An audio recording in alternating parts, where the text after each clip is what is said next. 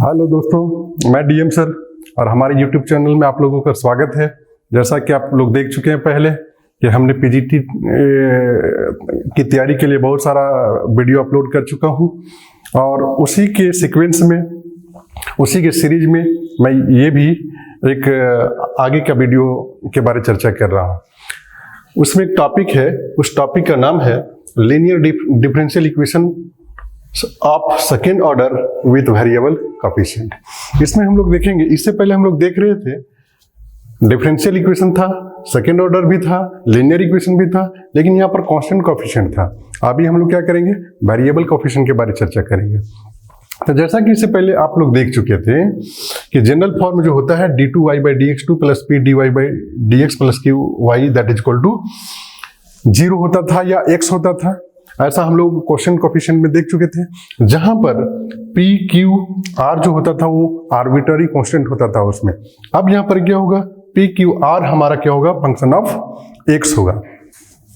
तो function of x होगा, अगर यदि फंक्शन ऑफ x हुआ तब वो हम लोग को क्या कहलाता है, linear differential equation of second order with variable coefficients.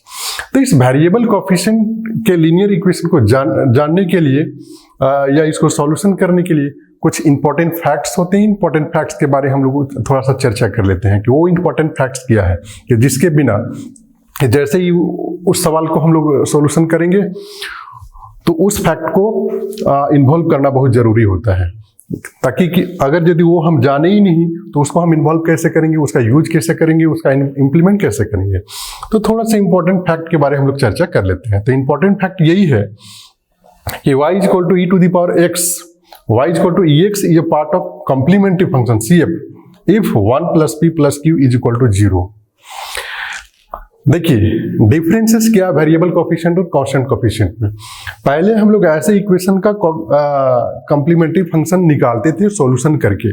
अब क्या है कि कॉम्प्लीमेंट्री फंक्शन डायरेक्ट दे दिया कि भाई अगर यदि ये कंडीशन को फॉलो कर रहा है हमारा linear differential equation with variable coefficient, तो ये हम सीधा सीधा कहेंगे कि y is equal to ex हमारा जो होगा वो कॉम्प्लीमेंट्री फंक्शन का पार्ट होगा। वो कब होगा, जब 1 plus p plus q is equal to 0 होगा।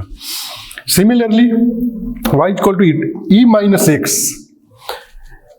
y is equal to e to the power minus x is a part of complementary function if 1 minus p plus q is equal to 0। यदि ये condition को follow करता है हमारा linear differential equation variable coefficient, then we can be say that y is equal to e to the power minus x is a part of complementary function. Next one is y is equal to e to the power mx is a part of complementary functions when m square plus mp plus q is equal to 0। अगर यदि इस तरह का part होगा तो हम कहेंगे कि y is equal to e to the power mx is a part of complementary functions। Next one, y is equal to x algebraic functions, y is equal to x is a part of complementary function if p plus q is equal to 0। अगर इस तरह का condition आएगा तो हम ये कहेंगे कि y is equal to x जो होगा वो पार्ट ऑफ कॉम्प्लीमेंट्री फंक्शन होगा। y is equal to x square is a part of complementary functions. पहले x टू द पावर 1 था, अब x to the power q होगा। वो तब होगा जब 2 plus 2p x plus q x square is equal to 0 होगा। वो ऐसा चलते चलेगा। नेक्स्ट वन है एक और कंडीशन कि y is equal to x to the power m। ये जनरल फंक्शन हो गया, जैसे यहाँ x टू द पावर 1 था, x टू द पावर 2 था, तो हम क्या किए, x to the power general function को ले लिए कि इसके जगह पर कुछ भी हो सकता है, 1 2 3 4 5 up to dot dot infinite कुछ भी ले लीजिए। वो तब होगा यदि m into m minus 1 plus p m x plus q x square is equal to 0 होगा। तो दोस्तों ये हम लोगों का हुआ important fact of linear differential equation of second order with constant variable coefficient. तो ज्यादा बेहतर इसको और जानने के लिए हम लोग एक सॉल्यूशन लेंगे, एक प्रॉब्लम लेंगे, उस प्रॉब्लम को हम लोग सॉल्यूशन करेंगे और सॉल्यूशन करने के दरमियान हम लोग ये देखेंगे कि सारी कंडीशन किस किस क्वेश्चन में कैसे कैसे अप्लाई होता है, कैसे कैसे इंप्लीमेंट होता है। Solve x plus 1 d2y dx2 plus 2 into x plus 3, यहां प्लस नहीं लीजिए माइनस लीजिए, dy by dx plus x plus 5 that's is equal to e to the power x, e to the power x। और यहां पर चूंकि ये y होगा क्योंकि ये वेरिएबल कोफिशिएंट है, इसीलिए वेरिएबल कोफिशिएंट कहने का मतलब ये हुआ कि y का जितना भी कोफिशिएंट होगा सभी वेरिएबल होना चाहिए। That is variable, that is also a variable, that is also a variable. हम लोग इससे पहले क्या पढ़ते थे, यहाँ कांस्टेंट होता था, कांस्टेंट होता था, कांस्टेंट इसलिए हम लोग कहते थे कांस्टेंट कोफिशिएंट। अब चूंकि वेरिएबल आ गया इसलिए हम लोग कहेंगे वेरिएबल कोफिशिएंट। तो ऐसे वेरिएबल कोफिशिएंट को सॉल्यूशन हम लोग कैसे करते हैं, देखिए हम लोग सबसे पहले क्या करेंगे कि इंपॉर्टेंट फैक्ट्स को देखेंगे। तो important facts, since x plus 1 d2y by dx2 minus 2x plus 3 dy by dx plus x plus 5 into y that is equal to e to the power x है।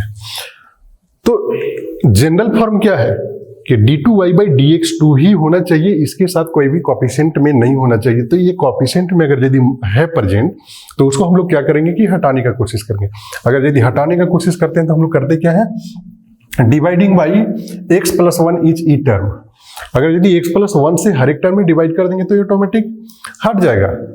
तो क्या हो जाएगा हम लोग का, imply that d2y by dx2 minus 2x plus 3 divided by x plus 1 dy by dx plus x plus 5 x plus 1 into y that is equal to e to the power x divided by x plus 1। ये देखिए हर एक में हम लोग divide कर दिए। अब यहां पर देखिए, यहां पर है क्या, here p is equal to dy by dx का जो कोफिशिएंट होगा वो p कहलाएगा। तो minus 2 x plus 3 divided by x plus 1 plus और q is equal to x plus 5 divided by x plus 1 and r is equal to e x divided by x plus 1। ये है। अब हम लोग का कंडीशन क्या था, 1 plus p plus q is equal to 0 होना चाहिए। तो 1 प्लस पी प्लस क्यू हम लोग निकालेंगे। Now 1 plus p plus q is equal to हम लोग देखते हैं 1 plus p is minus 2 into x plus 3 divided by x plus 1 plus q x plus 5 divided by x plus 1। अब हम लोग क्या करेंगे कि इसको एलसीएम ले लेंगे, x प्लस 1 यहां हो जाएगा हम लोग का x प्लस 1, ये तो माइनस है तो minus 2x minus 6 plus x plus 5 हो जाएगा। अब यहां से देखा जाए 2x x plus x 2x minus 2x ये 0 हो जाएगा। 5 प्लस 1 6 माइनस 6 ये भी 0 हो जाएगा। 0 by x plus 1 that is equal to 0। So अब हमने यहां पर देख लिया कि 1 plus p plus q is equal to 0। Here 1 plus p plus q is equal to 0। So y is equal to ex is a part of complementary functions. ये पहले हम लोग जान चुके हैं, इसलिए हम लोग लिखेंगे कि y is equal to ex is a part of complementary functions. Part क्या मानते हैं, putting y is equal to v into e to the power x। अगर यदि ऐसा हो गया कि y is equal to e to the power x is a part of complementary function, तो हम लोग एक चीज मान के चलते हैं कि y is equal to v to the power ex। अब इसको हम लोग क्या करते हैं, डिफरेंशिएट करते हैं। Differentiate with respect to x, तो y का हो जाएगा dy by dx that is equal to ये e इंटू v पे, तो u इंटू वी पे क्या हो जाएगा, v into differentiation of ex by dx plus ex into dv by dx। तो ये हो जाएगा that is equal to v e to the power x plus ex into dv by dx। Again differentiate with respect to x। चूंकि हम लोग का question जो था, क्वेश्चन हम लोग का ये था कि d2y by dx2 plus minus 2 into x plus 3 divided by x plus 1 dy by dx plus x plus 5 x plus 3 into y that is equal to x. ऐसा कुछ था, एक्स प्लस 1 एक्स प्लस 1। तो चूंकि d2y by dx2 चाहिए हमको, इसलिए इस term को एक बार पुनः डिफरेंशिएट करेंगे। तो डिफरेंशिएट करने का मतलब ये हो जाएगा d2y by dx2 that is equal to, फिर एक बार डिफरेंशिएट कीजिए, v into ex plus ex into dv by dx plus फिर इसका ex into d2v by dx2 plus dv by dx into ex that is equal to v into e to the power x plus, चूंकि ये दो part में है और दोनों same है तो इसको हम लोग लिखेंगे 2e to the power x dv by dx plus ex into d2v by dx2। इतना हम लोग लिख सकते हैं। अब चूंकि दोनों पार्ट हम लोग का निकल गया d2y बाई dx2 और dy बाई dx, तो इसको हम लोग क्या करेंगे, ओरिजिनल अगर यदि इसको हम लोग 1 मानते हैं तो यहाँ पर हम लोग पुट कर देंगे। हाँ तो दोस्तों यहाँ पर मैंने देखा कि हम लोग देखें कि d2y बाई dx2 का वैल्यू इतना आ गया, dy बाई dx का वैल्यू इतना आ गया। अब हम लोग क्या करेंगे, d2y बाई dx2 का वैल्यू और dy बाई dx का वैल्यू हम लोग क्या करेंगे कि इस इक्वेशन में हम लोग पुट कर देंगे। यहाँ पर पुट करने पर मिलेगा क्या कि इसका वैल्यू अगर यदि पुट करते हैं तो ये मिलेगा, ये वैल्यू ऑलरेडी निकल चुका है यहाँ पे, और dy बाई dx का वैल्यू अगर यदि पुट करते हैं तो हम लोग को ये चीज मिलेगा, और यहाँ पे y का वैल्यू पुट करते हैं तो हम लोगों को ये मिलेगा, ये total equation that is equal to इतना।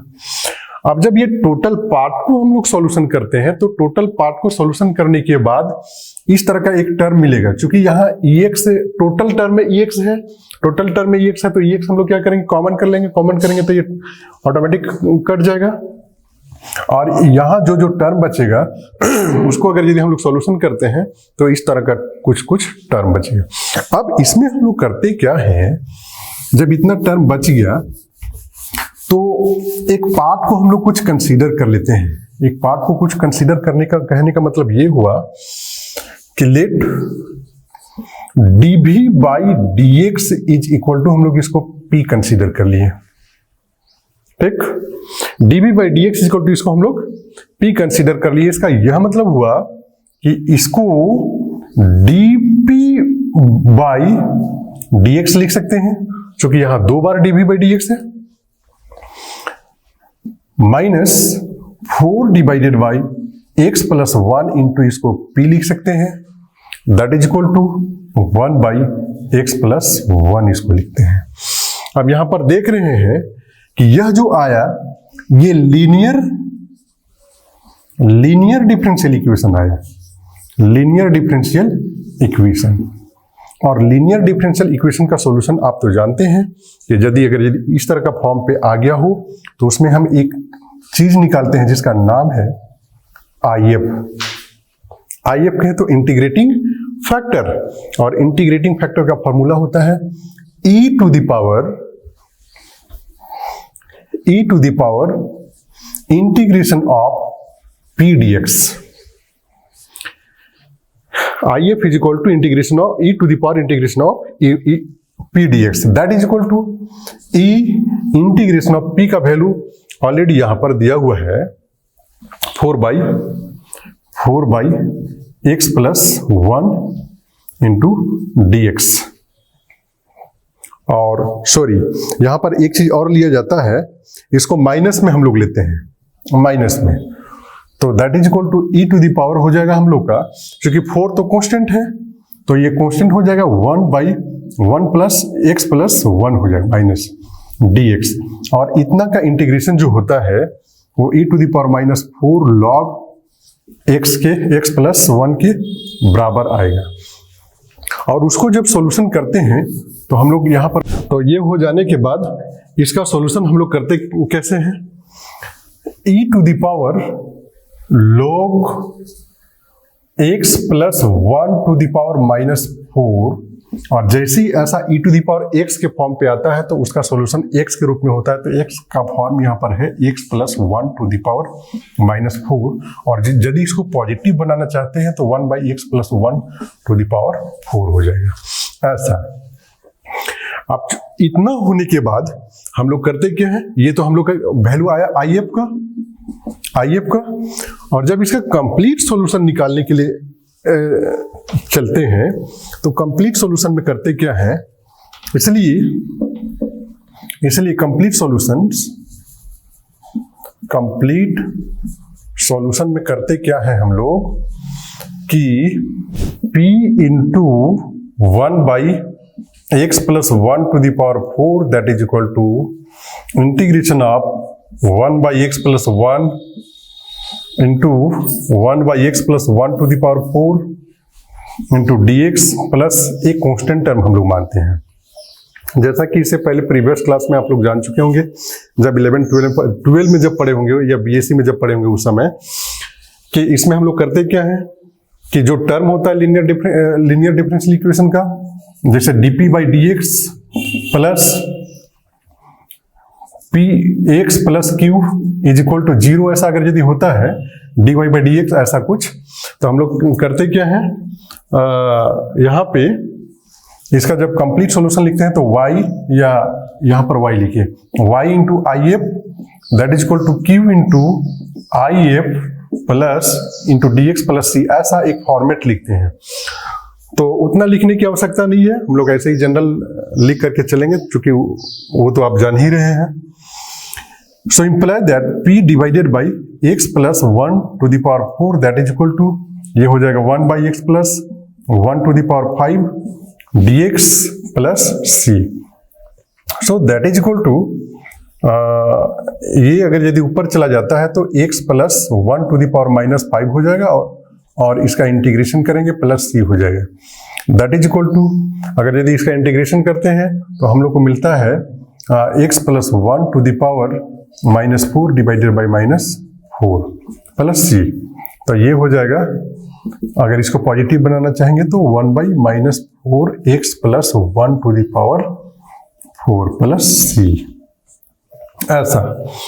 तो ये हो गया हम लोग किसका value, p divided by x plus 1 to the power 4 that is equal to -1/4 into x plus 1 to the power 4 plus c।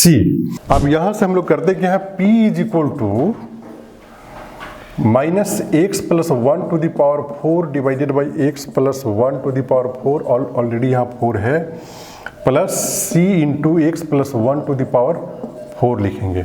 अब ये से तो ये कट जाएगा, इसलिए p इज इक्वल टू हो जाएगा हम लोग का -1/4 plus c x plus 1 to the power 4 इतना। अब चूंकि देखिए p इज इक्वल टू हम लोग कुछ कंसीडर किए हुए थे हम लोग dv बाई डी एक्स, तो dv बाई डी एक्स का मतलब ये हो जाएगा -1/4 plus c x plus 1 to the power 4 इतना। इतना होने के बाद क्या होगा, नाउ इंटीग्रेटिंग वी हैव, क्या लिखते हैं, इसको जब इंटीग्रेट करेंगे तो v मिलेगा, इसको जब इंटीग्रेट करेंगे तो 1/4 इंटू एक्स मिलेगा, इसको जब इंटीग्रेट करेंगे तो हम लोग को मिलेगा c/5 x plus 1 to the power 5 plus c1, एक कांस्टेंट और जुड़ जाएगा आगे, चूंकि यहाँ पर हम लोग इंटीग्रेट किए हुए हैं। इसीलिए कंप्लीट सॉल्यूशन, अब यहाँ से complete solution that's is equal to Y is equal to Y is equal to भी into e to the power x लिए हुए थे। अब यहाँ से y इज इक्वल टू भी इंटू भी का वैल्यू क्या है 1/4 x plus c/5 x plus 1 to the power 5 plus c1। अब यहाँ पे हम लोग क्या करेंगे e to the power x multiply कर दें। ये हो गया हम लोग का कंप्लीट सॉल्यूशन। और यह कंप्लीट सॉल्यूशन किसका? Linear differential equation of second order with variable coefficient. और इस तरह से एक्सरसाइज को हम लोग प्रॉब्लम को कंप्लीट करते हैं। तो गाइस हम लोग देखें कि ये कैसे सॉल्यूशन होता है। जब तक आप कंडीशन को याद नहीं रखेंगे तब तक ये और लॉन्ग हो जाएगा। तो कंडीशन को याद रखने के बाद वो बहुत शॉर्ट हो जाता है। जैसा कि हम लोग इम्पोर्टेंट फैक्ट में जान चुके थे कि 1 + p + q अगर 0 होता है तब उसका कॉम्प्लीमेंट्री फंक्शन क्या होता है, 1 - p + q = 0 होता है तब उसका कॉम्प्लीमेंट्री फंक्शन क्या होता है। तो हम लोग तो इसका फैक्ट को पहले पढ़ चुके हैं। तो आज की वीडियो में इतना ही, बाकी फिर हम लोग नेक्स्ट वीडियो में देख लेंगे।